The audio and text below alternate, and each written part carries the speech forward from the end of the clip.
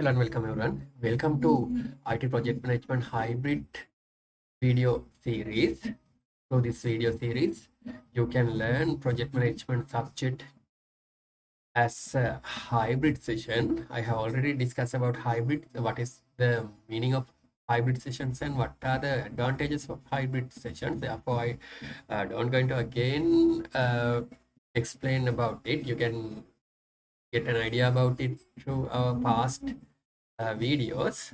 Okay, we can start today's session.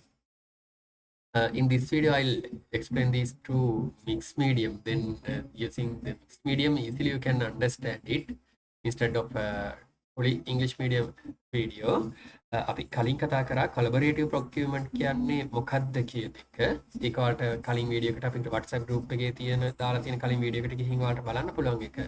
අමතක කරනම් මොන හරි doubt එකක් තියෙනවා නම් ඔයාලට ඕන වෙලාවක අපේ WhatsApp group එකේ official WhatsApp group එක use කරන්න පුළුවන්. HND, A+ Guide, with Sameera Rajapaksha sir. හරි. එතකොට අද අපි කතා කරන්නේ procurement planning tools and techniques. අපි පොඩ්ඩක් මේකේ තියෙන points ටික කියලා බලමු. Make or buy analysis determine whether a particular product or service should be made or performed inside the organization or purchased from someone else. Often involves financial analysis. Experts, both internal and external, can provide valuable input in procurement decisions. දැන් මෙතනදී make or buy analysis. ඒ කියන්නේ අපි ඒක අපේ company එක ඇතුළෙන්ම ඒ දේ නිර්මාණය කරගන්නවද එහෙම නැත්නම් පිටින් මිලදී ගන්නවද කියන එක ගැන තමයි මේකදී අපි කතා කරන්නේ. මේකට අපිට ප්‍රොජෙක්ට් මැනේජ්මන්ට් වෙන්න ඕනිම නැහැ. අපිට මේක ගෙදරක තියෙන මොනවා හරි පොඩි ටාස්ක් එකක් ගත්තත් මේක ගැන අපිට අයිඩියා එකක් ගන්න පුළුවන්. අපි හිතමු මොනවා හරි ගෙදර තියෙන වැඩක් කාපෙන්ටර් කෙනෙක් වැඩක් කරන වෙලාවක ඒකට දාලා ඩ්‍රිල් එකක් අපි දන්නවා මොනවා හරි බිත්තියක් සිදුරක් විද ගන්න මේ වගේ දෙයකට ඩ්‍රිල් එකක් අපිට ඕනි වුණොත් ඒ වගේ දෙයක් අපිට කඩෙන් ගන්නවද ඒ කියන්නේ අපිට තියාගන්නම අදාළ හાર્ඩ්වෙයාර් එකකින් බයි කරනවද එහෙම නැත්නම් රෙන්ට් එකට ගන්නවද වගේ ඩිසිෂන් එකක් තමයි මෙතනදී අපි කන්සිඩර් කරලා බලන්නේ. මොකද අපි ගත්තොත් සමහර ලාවට ඒක එක දවසක් වගේ පොඩි ඩියුරේෂන් එකක් නම් ඒක අපිට රෙන්ට් එකට ගන්න එක ලීස් කරලා ගන්න එක ඒ බෙනිෆිට් එක වැඩි වෙන්න පුළුවන්. එහෙම නැත්නම් ඒ ප්‍රොජෙක්ට් එකේ ටාස්ක් එක ගොඩක් දවස් යනවා නම් සමහරවිට ඒ ලීස් කරලා ගන්න රෙන්ට් එකට ගන්න ගියොත් ඒක ඇත්තටම බයි කරනවට වඩා වියදමක් යන්න පුළුවන්. එතකොට මේකෙදි ඒ දේවල් ගැන තමයි මෙතනදී අපි ඩිස්කස් කරන්නේ. මේකෙදි මම ඔයාලට නෝට් එක ලියන්න කියලා වෙනම ටයිම් එකක් දෙන්නේ නැහැ. මේක හයිබ්‍රිඩ් සෙෂන් එකක් නිසා. මොකද ඒක වේස්ට් ටීමක් නිසා ඔයාලට පුළුවන් මේ වීඩියෝ එක මෙතනින් පොඩ්ඩක් පෝස් කරලා නෝට් ඩවුන් කරගන්න පුළුවන්. එතකොට මේකෙදි ඔයාලට ටයිම් එක ගොඩක් විතර කරගන්න පුළුවන්. ඔයාලට ඕනිම වෙලාවක මේ වීඩියෝ එක HD quality එකෙන් ඕනිම තැනක ඉඳන් බලන්න පුළුවන්. මොනවා හරි ඩවුට් තියෙනවා නම් මේක හයිබ්‍රිඩ් සෙෂන් එකක් නිසා ඔයාලට WhatsApp group එක through contact කරලා solve කරගන්න පුළුවන්. ඒත් ඩවුට් තියෙනවා. ඒත් solve වෙච්ච නැති ඩවුට්ස් තියෙනවා නම් අපිට පුළුවන් live session එකක් arrange කරගෙන summary එකක් discuss කරන්නත් පුළුවන්. හරි.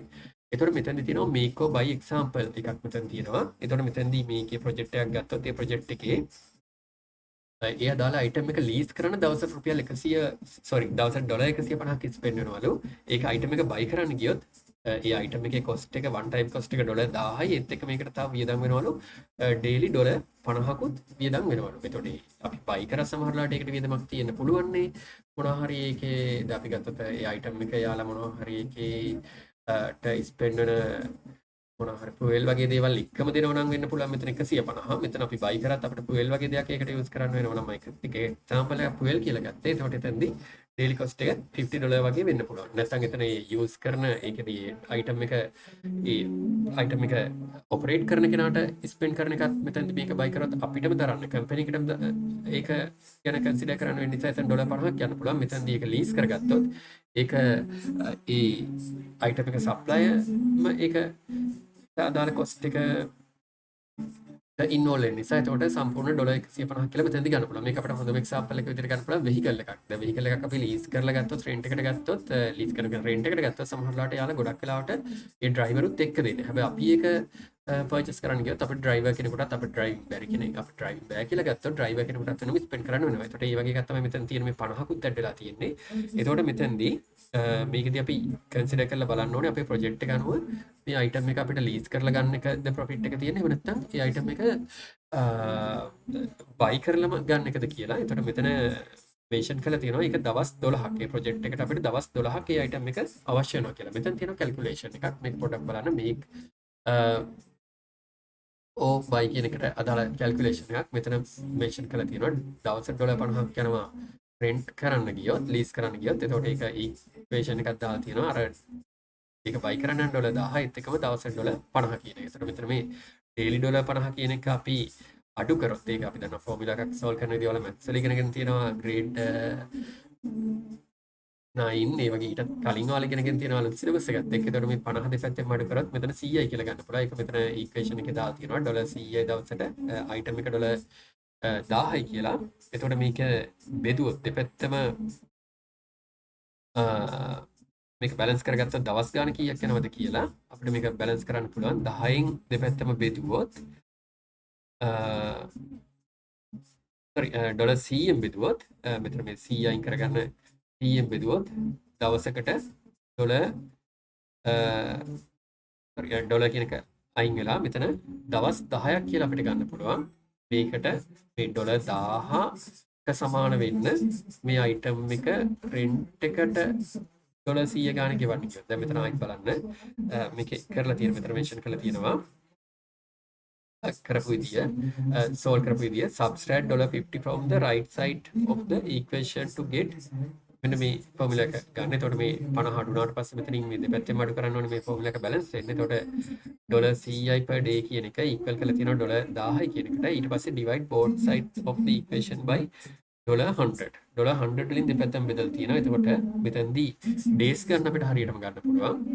දවසට $100යි කියලා මෙතන අරගෙන තියෙන නිසා. එතකොට $1 අයින් වෙලා days මෙතන එනවා 10යි කියලා. ඒ කියන්නේ වෙන විදිහකට කිව්වොත් මේක සමාන වෙන්න මේ අයිටම් එක බයි කරන්න යන කොස්ට් එක රෙන්ට් එකට ගන්නවා කියන එකත් එක්ක සමාන කරලා බැලන්ස් කරලා බැලුවොත් දවස් 10ක් අපිට මේක ලීස් කරන කොස්ට් එක සමාන වෙනවා මේ අයිටම් එක බයි කරන කොස්ට් එකට. එතකොට මේකෙදි මේ ප්‍රොජෙක්ට් එක ගත්තොත් මේක මෙතන මෙන්ෂන් කරලා තියෙනවා the lease cost is the same as the purchase cost at 10 days. එතකොට දවස් 10ක් අපි මේක යූස් කරනවා නම් දවස් 10කට වගේ නම් මේ අයිටම් එක බයි කරන කොට යන කොස්ට් එකයි එතක මේක රෙන්ට් කරන කොස්ට් එකයි සමානයි. එතකොට මෙතෙන්දී දවස් 12කට ඕනි කියලා කියන්නේ දවස් ගන්න වැඩි වෙනවා කියන්නේ ලීස් කොස්ට් එක වැඩි වෙනවා. එතකොට මේ විදිහට ගත්තොත් අපිට ඇත්තට මේක ඉකොනොමිකලි